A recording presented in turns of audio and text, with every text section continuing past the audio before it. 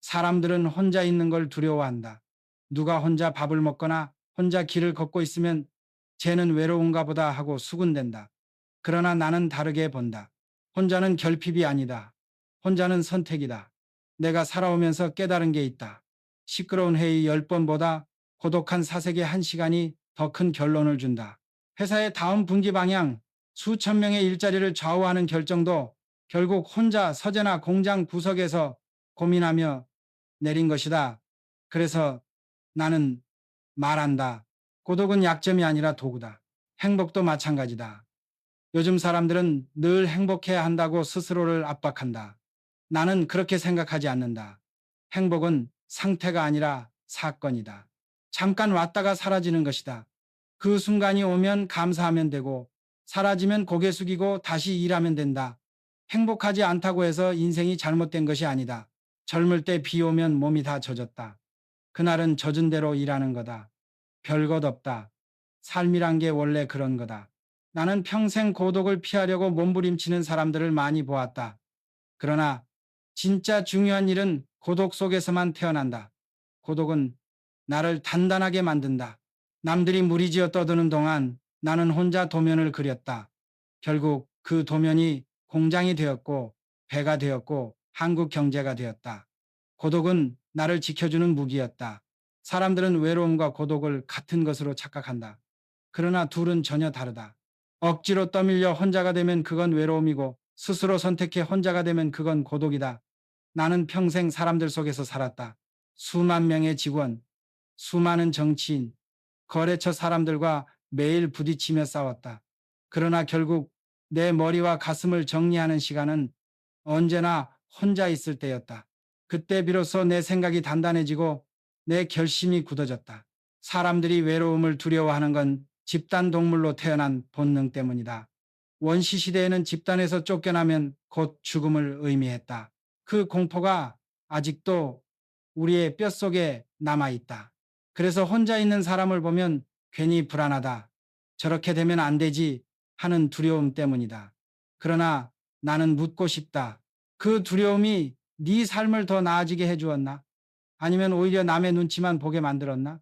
나는 고독 속에서 길을 찾았다. 수많은 반대와 비웃음 속에서 조선소를 세울 때도, 미쳤다는 소리를 들으면서 자동차를 만들 때도 결국 결정은 혼자 내렸다. 그 외로움이 나를 집어삼켰다면 이미 무너졌을 것이다. 그러나 나는 그 시간을 고독으로 만들었다. 혼자지만 방향을 잡는 시간으로. 그래서 나는 단호히 말한다. 외로움은 두려움이지만 고독은 힘이다. 외로움은 피해야 하지만 고독은 스스로 찾아야 한다. 이 차이를 깨닫는 순간 인생은 훨씬 단단해진다. 세상은 늘 말한다. 행복해야 한다. 웃어야 한다. 하지만 나는 묻는다. 왜 꼭 그래야 하나? 행복은 늘 붙잡고 있는 상태가 아니다. 행복은 잠깐 스쳐가는 바람 같은 것이다. 그 바람이 올 때는 고맙게 맞이하면 되고 사라지면 묵묵히 일하면 된다. 그런데 사람들은 행복하지 않으면 내가 실패한 건가, 내가 문제 있는 건가 그렇게 착각한다. 그게 바로 스스로를 갉아먹는 독이다. 나는 공장에서 기계가 멈춰 서면 그냥 고쳐 세웠다. 멈춘 걸 두려워하지 않았다. 행복도 그렇다. 늘 돌아가야 한다는 강박에 시달리면 기계는 오히려 더 빨리 고장난다. 인생도 같다. 늘 웃으려고 발버둥칠 필요 없다. 웃음이 오면 웃으면 되고 눈물이 오면 눈물 흘리면 된다. 중요한 건 그 안에서 내가 무슨 의미를 찾았느냐다. 사람들은 인생을 정상과 비정상으로 구분하려 한다. 늘 행복한 게 정상이고 그렇지 않으면 비정상이라고 말한다. 나는 반대로 본다. 행복하지 않은 게 정상이고 잠깐 행복이 오는 게 보너스다. 그렇게 마음을 바꾸면 불행하다고 느낄 틈이 줄어든다. 삶은 원래 울퉁불퉁한 길이다. 매끈하게만 달리려 하지 마라. 나는 수없이 좌절하고 실패했다. 그러나 그 순간에도 이게 내 인생의 정상 상태다라고 생각했다. 그러면 다시 일어설 수 있었다. 그러니 행복 강박을 버려라. 행복은 의무가 아니라 선물이다. 선물에 집착하는 사람은 오히려 더 가난해진다. 사람들은 혼자 있는 일을 보면 수군댄다. 쟤는 왜 혼자야? 친구가 없나? 사회성이 부족한가? 이런 눈빛을 받으면 누구나 움츠러든다. 그러나 나는 그렇게 생각하지 않았다. 혼자라는 건 남들이 모르는 싸움을 하고 있다는 증거일 수 있다. 나는 늘 말했다. 남들이 뭐라 하든 해봤어? 이 질문 앞에서 결국 답할 수 있는 건 자기 자신뿐이다. 왜 사람들은 혼자를 부정적으로 볼까? 인간은 집단 동물로 태어났다. 무리에서 밀려나면 생존이 어려웠다. 그 기억이 유전자에 새겨져 지금까지 남아있다. 그래서 무의식적으로 혼자를 불안하게 보는 것이다. 그러나 그 본능에 휘둘려 살면 남의 눈치에 묶여 평생 자기 길을 못 간다. 본능은 이해하되 선택은 내가 해야 한다. 나는 수많은 사업을 할 때 늘 저 사람 미쳤다는 소리를 들었다. 조선소를 세울 때, 자동차를 만들 때, 심지어 시멘트를 찍어낼 때도 그랬다. 모두가 손가락질할 때 나는 홀로 결정을 내렸다. 그게 고독의 무게였다. 그러나 그 무게를 견딘 덕분에 길이 열렸다. 고독을 선택하는 건 용기다. 남들 틀 안에 들어가 있으면 안전해 보이지만 그 안에서는 큰 길을 못 만든다. 혼자 길을 내야 할 때는 반드시 온다. 그때 남들의 시선을 두려워하지 마라. 고독을 선택하는 순간 남들이 두려워하는 길이 내 길이 된다. 인간에게는 본능이 있다. 굶으면 먹어야 하고, 추우면 피해야 하고, 혼자 있으면 불안해지는 것도 본능이다. 그런데 나는 이렇게 생각했다. 본능만 따라 살 거라면 우리는 짐승과 다를 게 없다. 인간이 위대한 건 본능을 넘어서는 순간에 있다. 나는 현장에서 수없이 보았다. 모두가 자기 살 길만 챙길 때 어떤 이는 동료를 위해 위험한 일을 대신했다. 그 사람이 손해를 보지만 그 순간 집단 전체가 살아났다. 이게 바로 본능을 넘어서는 인간의 힘이다. 꿀벌들이 장수 말벌을 막을 때 일부가 희생하는 것처럼 인간도 때로는 자신을 내던진다. 하지만 그 차이가 있다. 벌은 본능으로 움직인다. 인간은 선택으로 움직인다. 내가 조선소를 세우겠다고 했을 때 수많은 사람들이 반대했다. 망한다. 나라가 거덜난다는 소리까지 나왔다. 그러나 나는 알았다. 누군가는 이 길을 열어야 한다는 것을. 본능은 도망치라 했지만 나는 선택했다. 고독 속에서 내린 그 선택이 결국 나라의 산업을 바꿨다. 본능은 우리를 살게 하지만 선택은 우리를 위대하게 만든다. 그래서 나는 말한다. 혼자 있을 때가 바로 그 선택을 준비하는 시간이다. 본능을 뛰어넘는 순간은 늘 고독 속에서 나온다. 남들이 다 도망칠 때 고독을 무기로 삼아 앞으로 나아간다면 그 길이 곧 역사가 된다. 나는 평생 수많은 사람들과 함께 일했다. 하지만 진짜 중요한 순간은 언제나 혼자 결정한 순간이었다. 그렇다고 혼자만 잘나서 모든 걸 다 이룬 건 아니다. 인간은 혼자 살 수 없는 존재다. 내가 아무리 고독 속에서 방향을 잡아도 그 방향을 실제 길로 만드는 건 결국 함께한 사람들이었다. 고독은 길을 정하고 연대는 그 길을 건너게 한다. 세상에는 이타적인 사람도 있고 오직 자기만 생각하는 사람도 있다. 신기한 건 집단은 늘 이 두 부류가 섞여 있다는 사실이다. 남을 위해 헌신하는 이가 있기에 공동체가 버티고 이기적인 이가 있기에 집단이 효율적으로 굴러가기도 한다. 그러나 나는 늘 느꼈다. 결정적인 순간을 바꾸는 건 자기 희생을 두려워하지 않는 사람들이라는 것을. 기업도 같다. 위기가 오면 누구 하나는 앞장서야 한다. 그게 사장일 때도 있고 현장의 노동자일 때도 있다. 그 순간을 버티는 힘은 고독에서 나온다. 자기 자신과 싸워본 사람이 남을 위해 나설 수 있다. 고독 속에서 다져진 마음이 있어야 연대도 힘을 발휘한다. 그래서 나는 이렇게 정리한다. 고독은 연대를 위한 준비다. 홀로 설 수 있는 사람만이 제대로 어깨를 내어줄 수 있다. 혼자도 못 서는 자가 남을 위해 설 수는 없다. 결국 고독과 연대는 서로 떨어진 게 아니라 같은 뿌리에서 자라난 두 갈래의 줄기다. 사람들은 늘 미래를 걱정한다. 출산율이 떨어지면 나라가 망한다. 경제가 무너지면 다 끝난다. 나는 그런 말들을 들을 때마다 속으로 웃었다. 미래는 아무도 모른다. 그렇다면 중요한 건 뭔가? 바로 오늘 내가 무엇을 하고 있느냐다. 나는 젊을 때 늘 쫓기듯 살았다. 돈이 없어 빚을 얻고 남이 비웃는 사업에 뛰어들었다. 그때 미래가 두려워서 멈췄다면 아무것도 남지 않았을 것이다. 조선소를 세울 때도 다들 망한다고 했다. 그러나 나는 눈앞에 오늘만 봤다. 오늘 철판 하나라도 깔자. 오늘 용접 하나라도 해내자. 그렇게 오늘을 쌓다 보니 미래가 길을 열었다. 사람들은 자꾸 내일을 위해 오늘을 희생한다. 하지만 생각해보라. 오늘 하루도 인생이고 10년 후의 하루도 인생이다. 먼 미래만 붙잡고 오늘을 허비하면 그 미래는 오지도 않는다. 나는 늘 말했다. 내일은 내일이 하고 오늘은 오늘이 한다. 불안은 언제나 따라붙는다. 그러나 불안에 묶이면 발이 움직이지 않는다. 불안은 참고서일 뿐 답안지가 아니다. 결국 미래를 만드는 건 오늘의 선택이다. 그래서 나는 말한다. 내일을 걱정하지 말고 오늘을 완성하라. 그러면 내일은 자연히 길을 낸다. 나는 인생을 네 가지로 본다. 일, 놀이, 사랑, 연대. 이 네 가지가 골고루 있어야 삶이 온전하다. 그런데 사람들은 자꾸 한쪽에만 매달린다. 일만 하거나, 놀이만 찾거나, 혹은 사랑에만 빠지거나, 그렇게 한쪽으로 기울면 결국 삶이 흔들린다. 나는 평생 일을 많이 했다. 새벽부터 밤까지 잠도 줄이고 공장에서 살았다. 그래서 존중은 받았다. 그러나 존경까지는 가지 못한다는 걸 알았다. 왜냐? 남을 위해 쓰는 시간이 부족했기 때문이다. 돈을 벌어 가족을 먹여 살리는 것도 중요하지만 그 돈의 일부를 사회로 돌려주고 시간을 내어 사람들과 함께 해야 비로소 존경을 받는다. 놀이는 어떤가? 우리는 자꾸 놀면 죄책감을 느낀다. 하지만 놀이는 죄가 아니다. 놀이는 힘을 충전하는 시간이다. 내가 사내 체육대회나 노래자랑을 왜 그렇게 챙겼겠나? 그게 단순한 이벤트가 아니라 사람을 살리는 에너지였기 때문이다. 사랑도 마찬가지다. 가족을 챙기고 서로 아끼는 마음이 없으면 결국 일도 연대도 오래 못 간다. 결국 중요한 건 배합이다.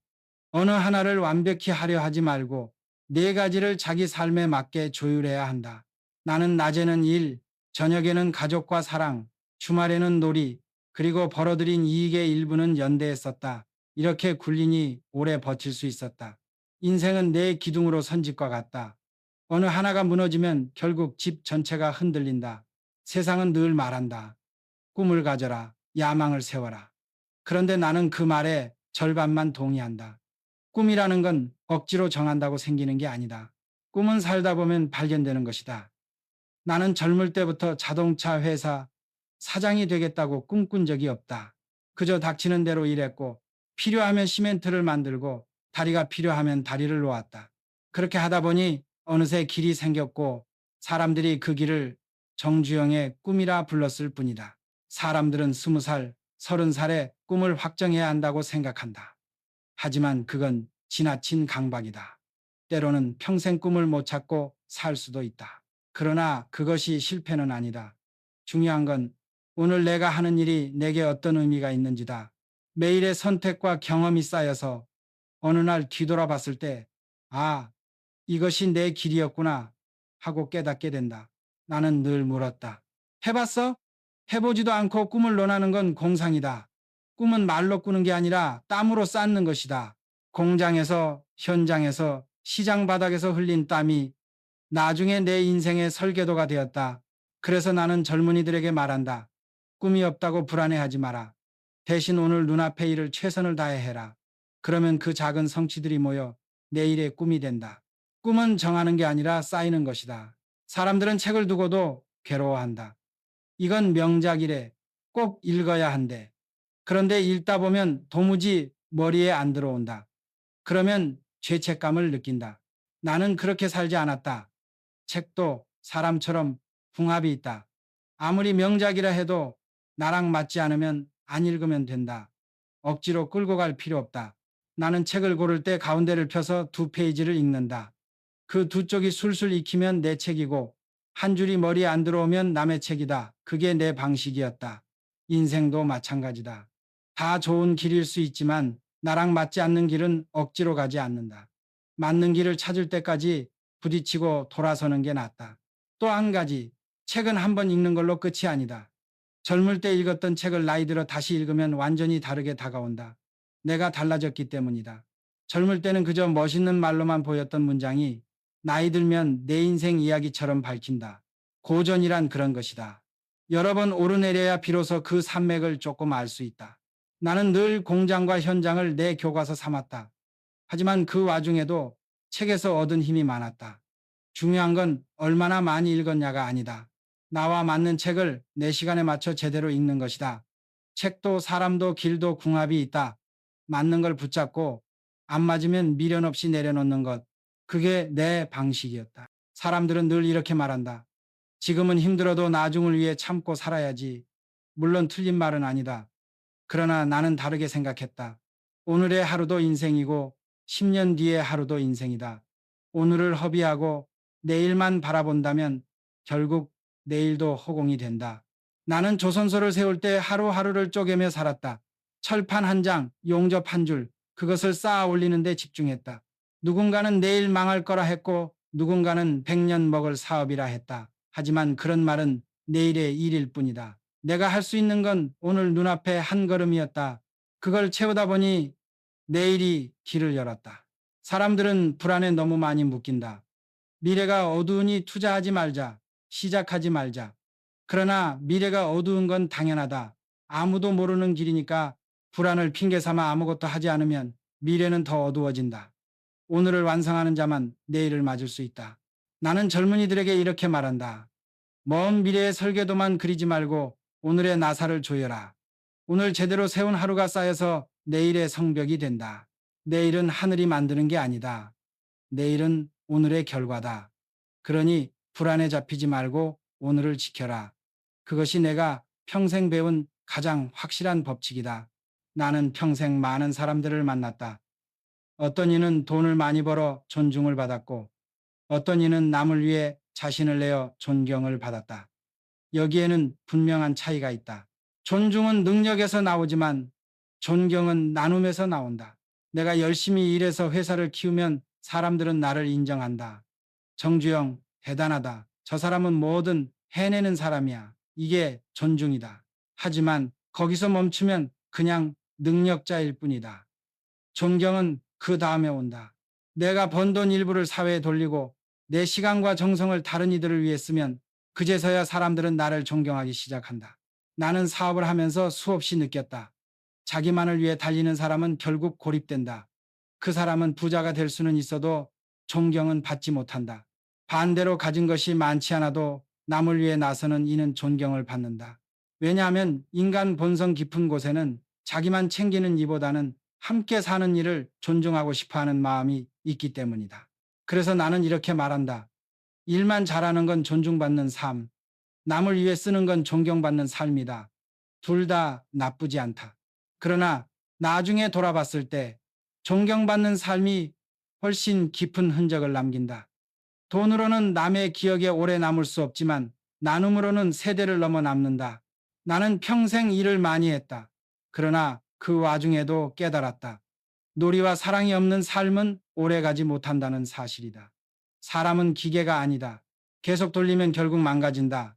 잠시 멈추고 웃고 즐길 때 다시 버틸 힘이 생긴다. 현장 사람들과 체육대회를 열고 노래자랑을 하고 같이 술 한잔 기울이며 웃었다. 그 시간이 그냥 시간 낭비처럼 보일 수도 있다. 하지만 그게 아니었다. 놀이 속에서 사람들은 다시 하나가 되었고 서로를 더 이해하게 되었다. 놀이가 연대의 기름이었던 것이다. 사랑도 마찬가지다. 나는 가족을 챙기는 걸 게을리하지 않았다. 일이 아무리 많아도 저녁에 집에 들어가 아이들 얼굴을 보고 아내와 이야기를 나누는 시간을 가졌다. 그 사랑이 없었다면 나는 아무리 큰 사업을 해도 오래 버티지 못했을 것이다. 사랑은 나를 땅에 붙잡아주는 뿌리였다. 많은 사람이 일만 하다 결국 허무에 빠진다. 돈도 벌었고 이름도 얻었는데 왜 공허할까? 답은 간단하다. 놀이와 사랑이 비어 있었기 때문이다. 인생은 네 가지 축으로 굴러간다 했지 않은가? 일, 놀이, 사랑, 연대. 그중 놀이와 사랑은 겉으로는 가벼워 보여도 사실 가장 깊은 기둥이다. 그래서 나는 말한다. 사랑 없는 성공은 오래 못 간다. 놀이 없는 노력은 금방 무너진다. 인생을 길게 보고 싶다면 반드시 이 둘을 품어야 한다. 많은 사람들이 오해한다. 혼자 있는 걸 보면 저 사람은 도망친다. 세상에서 밀려났다라고 말한다. 하지만 나는 다르게 말한다. 고독은 도피가 아니라 도구다. 내가 고독 속에서 설계도를 그리지 않았다면 오늘의 현대는 존재하지 않았을 것이다. 사람은 누구나 외로움을 느낀다. 그러나 그 외로움을 그냥 방치하면 무너지고 그것을 고독으로 바꾸면 무기가 된다. 나는 무수히 많은 날들을 혼자 보냈다. 새벽 공장에서 기계 돌아가는 소리를 들으며 밤늦게 사무실 책상에 앉아 장부를 들여다보며 그 시간은 고통스럽기도 했지만 동시에 길을 정하는 시간이기도 했다. 고독이 없으면 창의도 없다. 사람들 틈에서 떠드는 것만으로는 새로운 길이 나오지 않는다. 조용히 스스로와 싸우는 시간, 그 속에서 비로소 해답이 나온다. 나는 늘 말했다. 남들이 다 자는 시간에 혼자 깨어있는 사람이 결국 길을 만든다. 그래서 나는 젊은이들에게 권한다. 고독을 두려워하지 마라. 혼자가 되었다고 자신을 불쌍히 여기지 마라. 오히려 기회라고 생각해라. 고독은 너를 단련하는 공장이다. 그 속에서 나온 생각은 남의 말에 흔들리지 않는다. 고독은 세상을 등지는 게 아니라 세상을 이길 준비를 하는 시간이다. 나는 평생 많은 사람들과 함께 일했고 수많은 조직을 이끌었다. 그러나 결국 나를 끝까지 지탱해 준 건 홀로서기였다. 남들 틀 안에만 기대면 절대 큰 길을 만들 수 없다. 스스로 서는 힘이 있어야 한다. 홀로서기란 남을 배척하는 게 아니다. 오히려 제대로 서야 남과도 함께 할 수 있다. 혼자 서지 못하는 사람은 늘 누군가에게 매달리게 된다. 그러면 그 관계는 오래가지 않는다. 반대로 자기 발로 서 있는 사람은 언제든 필요한 순간에 다른 이에게 손을 내밀 수 있다. 그것이 진짜 연대다. 내 인생을 돌아보면 큰 결단의 순간마다 나는 혼자였다. 반대와 비난 속에서도 길을 내야 했다. 그 외로움이 나를 단련했고 그 고독이 나를 키웠다. 결국 홀로서기는 인생의 가장 중요한 훈련이었다. 나는 젊은이들에게 이렇게 말하고 싶다.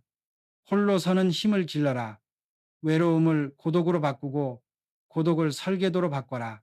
그 힘이 있으면 세상 어디에 내 던져져도 무너지지 않는다. 사람과 사람의 관계도 사회도 결국 혼자 설 줄 아는 사람들이 모일 때 단단해진다. 삶은 원래 고독한 것이다. 그러나 그 고독을 받아들이고 도구로 삼을 때 인생은 비로소 자신만의 색을 가지게 된다. 홀로서기가 진짜 힘이다. 그것이 내가 평생 몸으로 배운 가장 값진 교훈이다.